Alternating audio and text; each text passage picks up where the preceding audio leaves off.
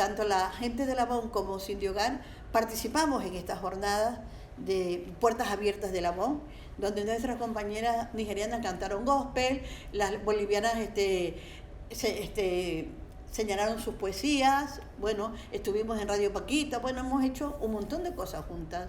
Esta ha sido una relación, un matrimonio bien avenido, porque no hemos desperdiciado ni un minuto, porque hemos sido como esponjas aprendiendo y todo lo que nos enseñaban. Hemos hecho muchas cosas artísticas que culminó con Madre Maña en Madrid y con el Rebombones de Pan aquí en Barcelona. 3 días llenamos ese teatro acá abajo.